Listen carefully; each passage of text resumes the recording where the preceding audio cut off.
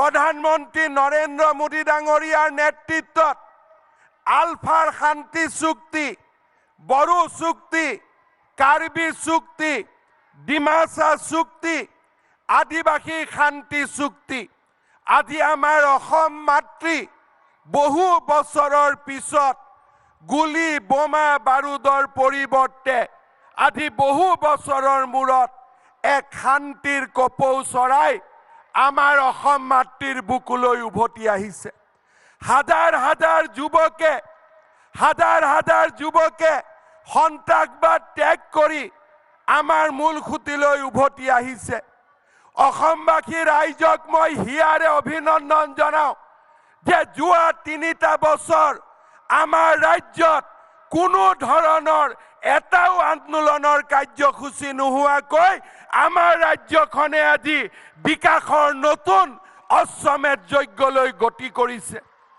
আমি আমাৰ প্ৰজন্মই কেতিয়াও সপোনতে ভবা নাছিলোঁ যে ঢলাত ব্ৰহ্মপুত্ৰৰ ওপৰত দলং হ'ব, বগীবিলত ব্ৰহ্মপুত্ৰৰ ওপৰত দলং হ'ব, নুমলীগড়ৰ পৰা গহপুৰলৈ টানেল হ'ব, কলিয়া ভোমোৰাত আৰু এখন দলং হ'ব, শৰাইঘাটত আৰু এখন দলং হ'ব, উত্তৰ গুৱাহাটীৰ মাজত নতুন দলং হ'ব, মাজুলী যোৰহাটৰ মাজত দলং হ'ব, মাজুলী লখিমপুৰৰ মাজত দলং হ'ব, শুৱালকুছি পলাশবাৰীৰ মাজত দলং হ'ব, নাৰেংগী কুৰুৱাৰ মাজত দলং হ'ব, ফুলবাৰীৰ ওপৰত দলং হ'ব।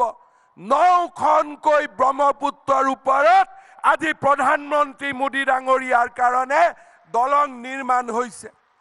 আমাৰ প্ৰজন্মই আমি কেতিয়াও ভবা নাছিলোঁ যে অসমত 23খন মেডিকেল কলেজ হ'ব পাৰে। আমাৰ প্ৰজন্মই কেতিয়াও ভবা নাছিলোঁ কাজিৰঙাৰ ওপৰত এলিভেটেড কৰিডৰ হ'ব পাৰে, গুৱাহাটীত ৰিং ৰোড হ'ব পাৰে। আমাৰ প্ৰজন্মই কেতিয়াও ভবা নাছিলোঁ যে অসমত 17খনকৈ কেঞ্চাৰ হস্পিটেল হ'ব পাৰে। আমাৰ প্ৰজন্মই আমি কেতিয়াও ভবা নাছিলোঁ যে অসমত অসম মালাৰ দৰে কাৰ্যসূচী ৰূপায়ণ হ'ব পাৰে।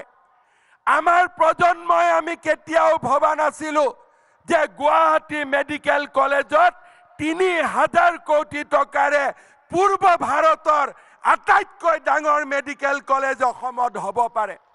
আমি কেতিয়াও কল্পনা কৰা নাছিলোঁ যে আমাৰ অসমত এইমছ আহিব পাৰে। আমাৰ প্ৰজন্মই কেতিয়াও কল্পনা কৰিব পৰা নাছিলোঁ ৰাষ্ট্ৰীয় ঘাইপথ চৌদিশে নতুনকৈ নিৰ্মাণ হ'ব পাৰে। আমাৰ প্ৰজন্মই কেতিয়াও কল্পনা কৰা নাছিলোঁ যে ৰেলৰ ওপৰত দ্বৈত ৰেলপথ হ'ব পাৰে।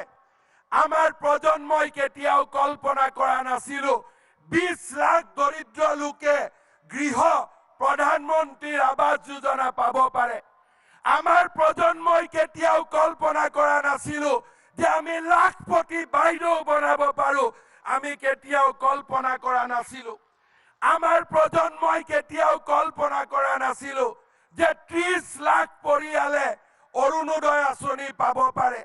আমাৰ প্ৰজন্মই কেতিয়াও কল্পনা কৰা নাছিলোঁ 2,85,00,000 লোকে বিনামূলীয়া চাউল পাব পাৰে।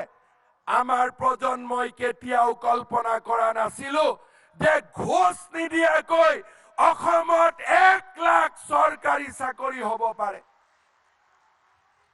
শ্ৰদ্ধা ৰাইজ, মাত্ৰ এজন ব্যক্তিৰ অসম প্ৰেমৰ কাৰণে আজি অসম মাতৃ উন্নয়ন আৰু বিকাশৰ এক নতুন সূচত আজি অৱতীৰ্ণ হৈছে।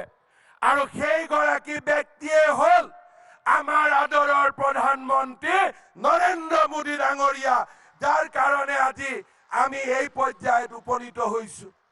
আমি অসমীয়া কৃতজ্ঞ। আমি কৃতজ্ঞ অসমীয়াই প্ৰধানমন্ত্ৰী ডাঙৰীয়াৰ ওচৰত আমি অংগীকাৰ কৰিছোঁ দুৰ্নীতিৰ পৰিৱৰ্তে নিকা প্ৰশাসন, দৰিদ্ৰৰ বিকাশ, যুৱকৰ কৰ্মসংস্থাপন আৰু এক আন্দোলন বিবৰ্জিত পৰিৱেশৰ মাজেৰে আমি আমাৰ অসমক ভাৰতৰ সৰ্বশ্ৰেষ্ঠ ৰাজ্যত আমি পৰিণত কৰিম। শ্ৰদ্ধা ৰাইজ, মই কৃতজ্ঞ অসমীয়াক অনুৰোধ কৰিম সকলোৱে থিয় হৈ দীঘলীয়া হাত চাপৰিৰে প্ৰধানমন্ত্ৰী নৰেন্দ্ৰ মোদী ডাঙৰীয়াক অভিনন্দন জনাওক। দীঘলীয়া হাত চাপৰিৰে প্ৰধানমন্ত্ৰী মোদী ডাঙৰীয়াক অভিনন্দন জনাওক। মোদী মোদী